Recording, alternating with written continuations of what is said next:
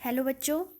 आज हम seventh class का थर्ड लेसन का सेकंड पार्ट पढ़ने जा रहे हैं। फर्स्ट पार्ट में हमने पढ़ा था वूल की प्रोसेसिंग कैसे होती है। सेकंड पार्ट में हम सेकंड एनिमल फाइबर ले रहे हैं जिसका नाम है सिल्क। ठीक है, यानी कि रेशम। सिल्क हमें किससे मिलती है बच्चों? सिल्क हमें मिलती है सिल्क मॉथ से। ठीक है, सिल्क वॉर्म से, रेशम कीट से। तो रेशम कीट को, सिल्क मॉथ को जब रेशम प्राप्त करने के लिए बड़े पैमाने पर पाला जाता है, उनकी देखभाल की जाती है, उस प्रोसेस को कहते हैं sericulture. That is called sericulture, यानी कि रेशम कीट पालन। ठीक है, तो रेशम कीट पालन पढ़ने से पहले, कैसे हमें रेशम प्राप्त होती है, उससे पहले आपको सिल्क मॉथ का लाइफ साइकिल पता होना चाहिए कि कैसे एक सिल्क मॉथ जो है अपना लाइफ साइकिल कंप्लीट करती है। तो सबसे पहले शुरुआत होती है एग से। जो फीमेल सिल्क मॉथ है, जैसे ये आपने देखी होगी सिल्क मॉथ, मैं आपको एक फ़ोटो दिखाती हूँ सिल्क मॉथ का, ये रही। ठीक है, देखिए आपने, इसको कहते हैं रेशम कीट, यानी कि सिल्क मॉथ। छोटी तितली की तरह दिखाई देती है। ठीक है, तो यही रेशम बनाने का काम करती है। तो इसमें जो फीमेल होगी वो सबसे पहले अंडे देगी। शहतूत की पत्तियां इनका भोजन होती हैं, मलबेरी लीव्स को ये खाती हैं। तो उसके ऊपर सबसे पहले अंडे देंगी। अंडों से निकलेगा लार्वा, इस तरह का कीड़ा एक निकलेगा, जिसको हम हिंदी में कहते हैं लार्वा और इंग्लिश में कहते हैं कैटरपिलर। ठीक है, या सिल्कवॉर्म या कैटरपिलर इसको कहते हैं। अब ये जो कैटरपिलर है, ये अपने मुंह से धागा निकालना शुरू करेगा और एक कोकून बनाएगा। तो कैसे, ये भी मैं आपको एक वीडियो के थ्रू दिखाती हूँ, तब आपको अच्छे से समझ आएगा।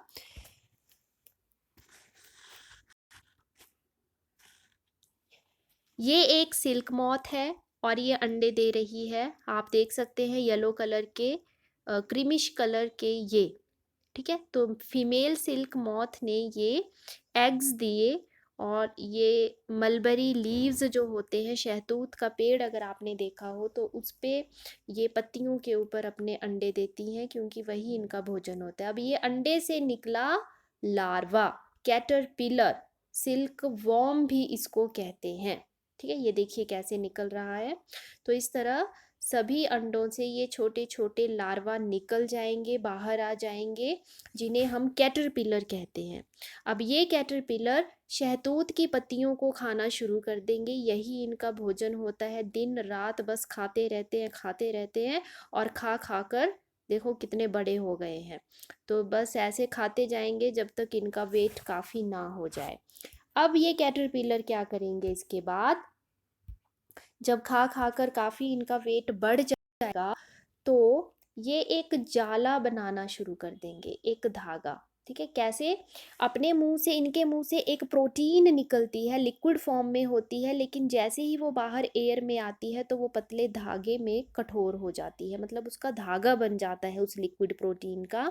वही है रेशम का धागा। ठीक है, तो फिर ये कैटरपिलर क्या करता है, अपने मुंह से धागा निकालता रहता है, निकालता रहता है, और उसको लपेटता रहता है अपनी ही बॉडी के चारों ओर।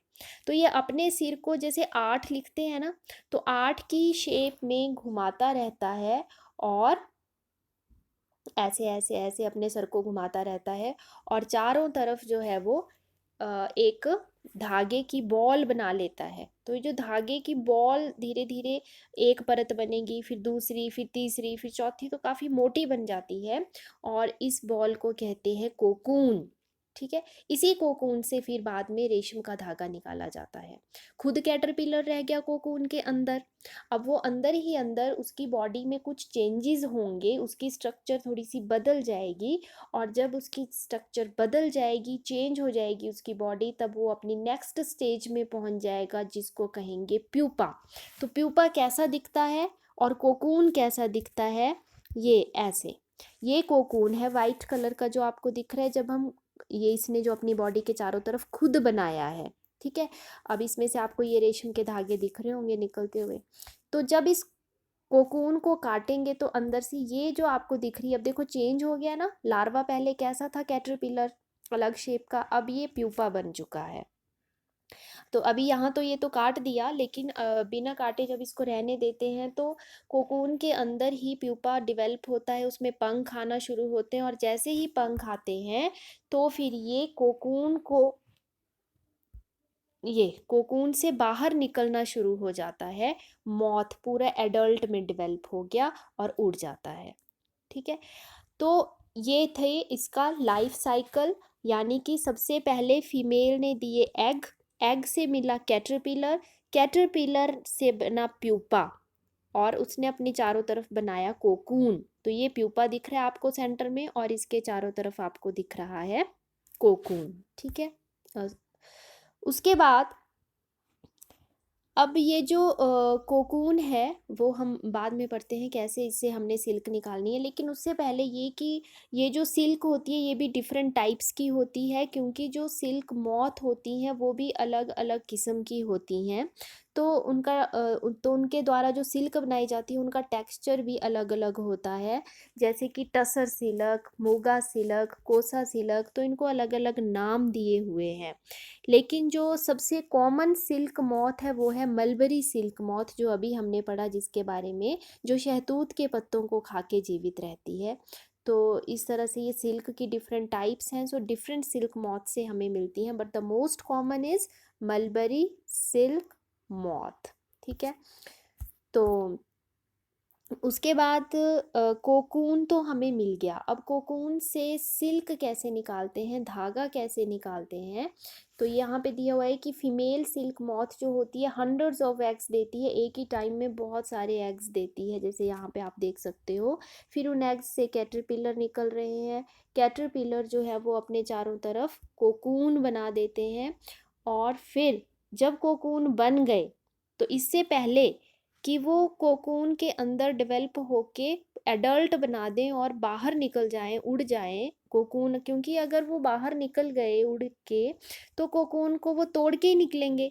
तो जब कोकून टूट जाएगा तो उससे रेशम का धागा निकालना मुश्किल होता है किसानों को, क्योंकि वो फिर जो सॉरी किसान नहीं, लेकिन जो भी मतलब इसको पालते हैं उनको मुश्किल हो जाती है, क्योंकि फिर जब कोकून टूट गया तो उससे जो धागे निकलेंगे वो टुकड़ों टुकड़ों में मिलेंगे, तो वो फिर प्रॉब्लम होती है। इसलिए वो पहले ही, इससे पहले कि वो निकल जाए, इसके अलावा क्या होता है कि जब वो पूरी तरह से पंख आ जाते हैं, डेवलप हो जाता है एडल्ट में, तो वो कुछ एसिड रिलीज करते हैं जिसके कारण जो सिल्क का कलर है वो भी चेंज हो जाता है।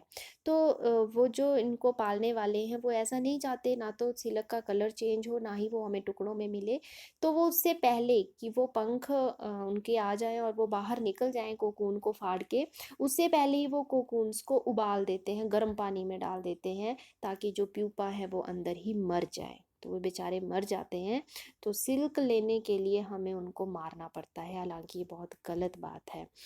तो फिर गर्म पानी में डालने से क्या होता है कि वो मर जाते हैं, फिर मशीनों के द्वारा उसमें से धागा कोकून से निकाला जाता है। ठीक है, तो इसकी जो डिस्कवरी थी सिल्क की वो सबसे पहले चाइना में हुई थी। चाइना का जो राजा था हुआंग टी, ठीक है, तो हुआंग टी ने एक बार अपनी पत्नी से कहा कि हमारे जो गार्डन में मलबरी ट्रीज़ हैं उनके पत्तियां लगातार ख़राब होती जा रही हैं, कोई ऐसा लगता है कि इनको कोई खा रहा है, तो आप इसका पता करो। तो जब रानी ने देखा ध्यान से तो उसने कैटरपिलर उसको मिले और कोकून उसको दिखे पत्तियों पर बने हुए, और कहा जाता है कि एक दिन ऐसा ही कोकून एक उनकी चाय की प्याली में गिर गया, तो उन्होंने देखा कि वो जैसे ही गर्म प्याली में गिरा तो वो रेशे रेशम के अलग हो गए, धागे अलग हो गए, तो उनको लगा कि ये तो बहुत अच्छी चीज़ हमें मिल गई।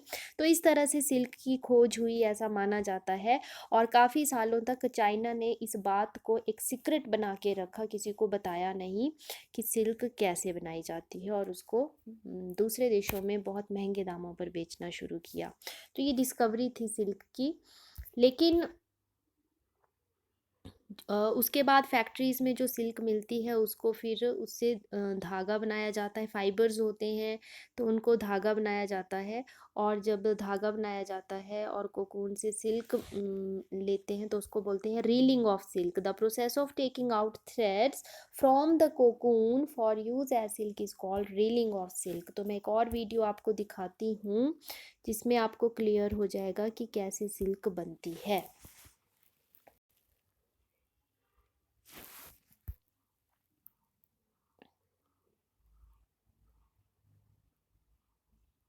ये देखिए यहाँ पर इतने सारे कोकून्स को गर्म पानी में डाल दिया गया है और गर्म पानी में डालकर उसमें से पतले पतले धागे ऊपर खींचे जा रहे हैं। एक मशीन लगाई हुई है ऊपर ये, तो इससे ये जो फाइबर्स हैं इनको निकाला जा रहा है, क्योंकि गर्म पानी में डालने से वो सॉफ्ट हो जाते हैं और आसानी से निकल जाते हैं। ये प्यूपा दिखाया हुआ है मरा हुआ जो कोकून्स के अंदर है।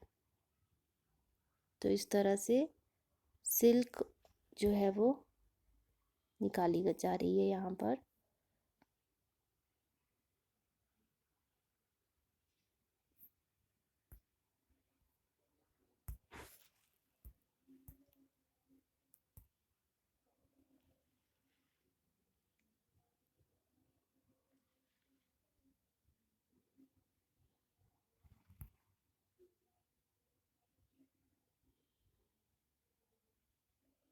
ये देखिए शहतूत के पत्ते सब खाए हुए हैं उन्होंने, तो मलबरी लीव्स ही उनका भोजन होता है।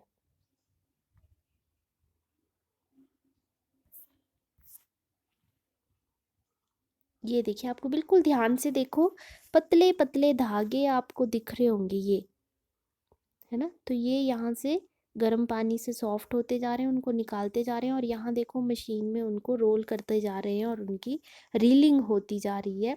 तो इस तरह से हम सिल्क फाइबर प्राप्त करते हैं। ठीक है, तो आज के लिए बस इतना ही। Thank you.